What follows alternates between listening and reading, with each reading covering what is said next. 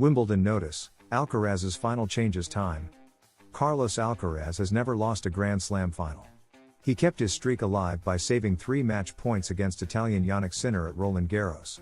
He has 5 titles, and he'll aim for a 6th on Sunday, July 13th, when he plays his 3rd consecutive final. He could face Serbian Novak Djokovic again or meet Yannick Sinner once more, depending on the outcome of the 2nd semi-final. The match time will change, in one of the variations announced by Wimbledon, alongside an electronic umpiring system that is receiving quite a bit of criticism.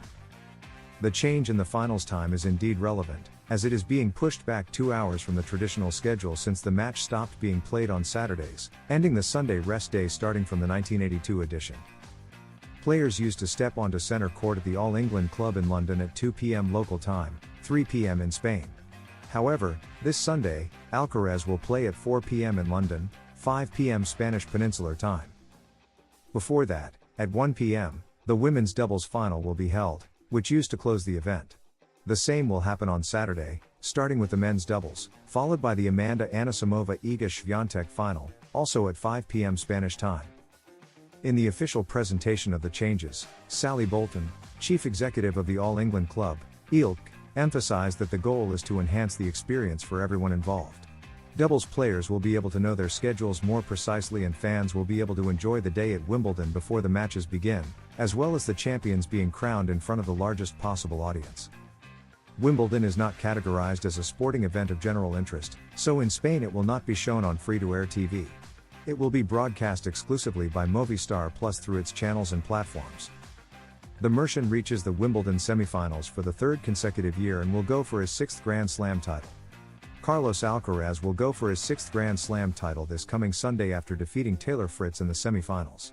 Despite this, the Spaniard insisted that he doesn't want to think about it just yet and only wants to enjoy the moment with his people. "This is my dream, to step onto these beautiful courts and play tennis in the most beautiful tournaments in the world. That's all I try to think about at every tournament, and that's why I try to bring joy to the court. I don't think at all about the winning streak or the results," said the Mercian on centre court at the All England Club, where he's awaiting his opponent for the big final. It will be either Djokovic or Sinner. It's one of the most exciting matches we have on tour right now. As a big tennis fan, I'll try to watch as much as I can, he said about the match that will decide his opponent, although he doesn't want to think about Sunday just yet. "I just want to enjoy this moment and the fact that I've made my 3rd consecutive final. I'll have to think about Sunday, I'll watch the other semi-final too and we'll see." A hard-fought victory. About the match against Fritz, the Mercian admitted it wasn't easy. "It was a really tough match, as it always is against Taylor. And even more so because of the conditions. It was extremely hot today. I'm very happy with everything I did today. I overcame the nerves, playing a semi-final here isn't easy. I'm very proud of how I kept calm and thought clearly. I'm satisfied with my level today," the Spaniard concluded. Juan Carlos Ferrero's analysis of Carlos Alcaraz. The coach of the Spanish champion predicts a long match against Taylor Fritz in Friday's semifinals and points out that what sets the Mercian apart is that he has fun playing. Juan Carlos Ferrero, Carlos Alcaraz's coach, said that his Wimbledon campaign so far deserves a 10, predicted a long match against Taylor Fritz in Friday's semifinal, 1:30 p.m. local time on center court, and noted that what sets Alcaraz apart is that he enjoys himself playing. The coach spoke to Spanish media at Wimbledon on Wednesday to analyze the matchup with Fritz and his player's journey in the tournament. Meanwhile, Alcaraz took the day off. As usual, he did some light exercises and stretching at the house where he's been staying for almost a month but didn't go to the All England Club to train. He's gone from strength to strength since the first match, gradually raising his level. "I think the conditions were different from Queen's, and he needed time to adapt. As the rounds go on, his level increases. He's very eager and now we're getting close to the last 2 matches, hopefully both of them," Ferrero said. "The season he's having is exceptional. We have to give a lot of credit to what he's doing, tournament after tournament, he's performing at a high level. It's admirable, and we tip our hats to him. I give him a 10, he's in the semi-finals, improving match by match, physically in great shape." About the opponent in the Wimbledon semi-finals. On Fritz, a player Alcaraz has beaten both times they've faced off, Ferrero said he is a very dangerous player and will try to dominate. "He likes to move the ball around. I think from the baseline and in terms of tennis level, we're a bit superior. On serve, he might be ahead of us. It's going to be a nice battle that will be decided from the baseline. I predict a long match," he said. The American had said before the match that if he played like he did in the first 2 sets against Karen Khachanov, there wasn't much any opponent could do against him. All matches are different. Facing Carlos is not like facing Khachanov. Maybe it will be, maybe not. Feelings come and go.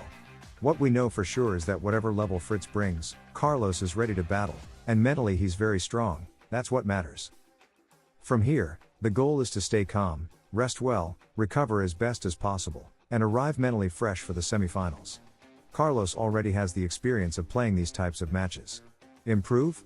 There are always small details to improve. We won't reveal them here so rivals don't find out.